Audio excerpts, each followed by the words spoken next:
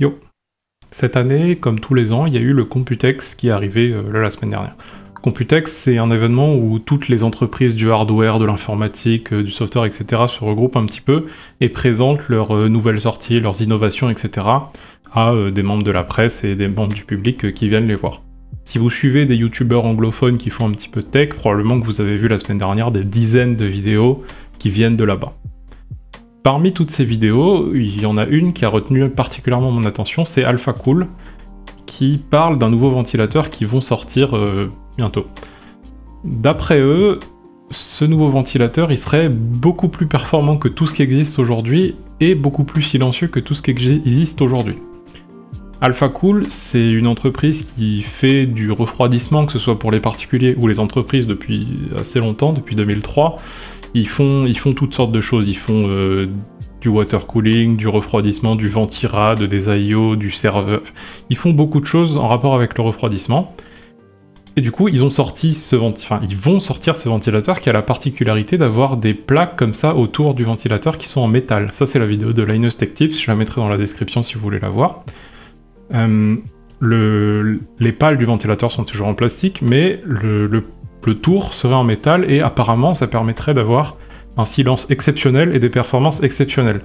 Si on regarde les courbes de test qu'AlphaCool fournit, ici on parle d'airflow, donc la quantité d'air que le ventilateur peut déplacer, on voit que le AlphaCool il est largement au-dessus du reste. Okay. Sachant que les ventilateurs qui ont été testés là, c'est pas des ventilateurs de merde. Le NFA12 de Noctua par exemple, c'est le meilleur ventilateur de Noctua. Les Be Quiet Silent Wings 4, c'est les meilleurs ventilateurs de Be Quiet, etc. Ils les ont pas comparés à de la merde. Donc ça serait à la fois plus performant, et quand on regarde le niveau de bruit, donc en dBA, dBA ça veut dire que le niveau il est ajusté par rapport à l'oreille humaine, pour prendre en compte le fait que l'oreille humaine, elle entend pas toutes les fréquences de la même manière, et les fréquences graves sont beaucoup moins dérangeantes que les fréquences aiguës, etc. etc. Donc en dBA, il serait à la fois... Enfin, il serait aussi beaucoup plus silencieux que les autres. Donc il serait à la fois plus performant et beaucoup plus silencieux. Et ça, si c'est vrai, c'est exceptionnel. Non, est-ce que c'est vrai? Peut-être. Là, la seule chose qu'on a, c'est des données qui sont fournies par le constructeur. Et enfin... c'est facile de falsifier des données, tu vois. C'est facile de dire des trucs qui sont pas tout à fait vrais, d'embellir la vérité, etc. quand c'est le constructeur qui donne ses valeurs. Du coup, je suis parti un petit peu chercher un petit peu plus loin comment ils avaient fait leurs tests, qui est-ce qui avait fait leurs tests, etc.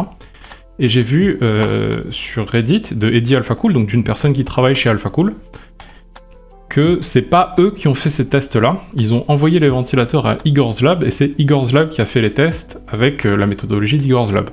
Igor's Lab, c'est ce site-là, c'est un Allemand qui fait pas mal de choses sur le hardware, c'est vraiment très intéressant, c'est vraiment très poussé, c'est un site de très bonne qualité, voilà. C'est en allemand, c'est-à-dire qu'il est écrit en allemand, c'est traduit en anglais toujours par... je sais pas, c'est traduit par un ordinateur, quoi. Donc la traduction, elle est pas parfaite, mais si vous parlez bien anglais, généralement, on arrive quand même à comprendre ce qui est écrit toujours. Et là, je suis sur la page où il explique comment il teste les ventilateurs. C'est une page qui date de 2022, mais ça explique son protocole de test pour les ventilateurs, ce qu'il teste, etc.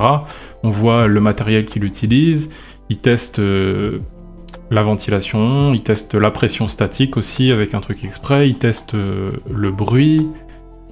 Enfin... c'est des bons tests, quoi. C'est des tests qui sont avancés, et ça voudrait dire, a priori, que AlphaCool, ils ont fait des ventilateurs, ils les ont envoyés à un reviewer, du coup, qui est indépendant, qui ont fait des tests, et ça voudrait dire peut-être que ces courbes-là, elles seraient potentiellement réalistes. Et si ces courbes-là sont réalistes, honnêtement, c'est exceptionnel, ces ventilateurs. Ça veut dire que, par exemple, je peux mettre ce ventilateur-là à 2200 RPM, ce qui est beaucoup, et avoir le même niveau de bruit que, je sais pas moi, mon ancien Noctua, qui était à 600 RPM. C'est-à-dire concrètement, 25 dBA, c'est inaudible. Si vous avez un peu de mal à vous rendre compte de ce que ça peut faire, 25 dBA ou 40 dBA, je vous invite à télécharger sur vos téléphones, vous pouvez facilement télécharger des applications de mesure de son, tapez, je sais pas moi, Soundmeter, et puis vous allez en trouver des dizaines et des centaines. Ça sera pas très précis, hein, ça se base sur les micros du téléphone, c'est pas extrêmement précis, mais ça va quand même vous donner une idée globale du niveau de bruit que ça peut avoir. Et 25 dBA, c'est exceptionnellement peu bruyant. Et pouvoir aller à 2200 RPM à 25 dBA, c'est très très fort. Si ça s'avère vrai, et si on se rend compte que ces ventilateurs sont effectivement beaucoup mieux quand on a eu d'autres tests indépendants, honnêtement, tel que c'est présenté là, c'est un peu une révolution dans le monde des ventilateurs PC. Voilà. On sait aussi que c'est des ventilateurs qui vont sortir d'ici octobre à novembre, normalement, hein, ça peut être retardé, mais d'après ce qu'ils disent là, ça devrait sortir en 2023. Et au niveau du prix, c'est des ventilateurs qui vont coûter à peu près 30 € l'unité, d'après ce qu'on nous a dit sur des vidéos du Computex. 30 € l'unité pour des ventilateurs, c'est déjà ce qu'on paye actuellement pour des ventilateurs haut de gamme. C'est-à-dire que par exemple, les Silent Wings 4 c'est à peu près 30 €, les NFA12 c'est 30 €, les Fantex T30, là les machins qui sont plus épais que les autres et très performants, c'est aussi 30 € l'unité. Donc on reste dans les prix des ventilateurs haut de gamme d'aujourd'hui, mais d'après ces courbes-là, en tout cas, pour un niveau de performance et un niveau de bruit qui serait vraiment meilleur.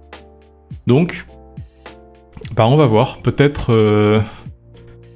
que d'ici la fin de l'année, on aura une petite révolution dans le monde des ventilateurs de PC. Voilà. Moi, j'ai hâte de voir ce que ça va donner, et j'avais juste un petit peu envie d'en parler. Voilà.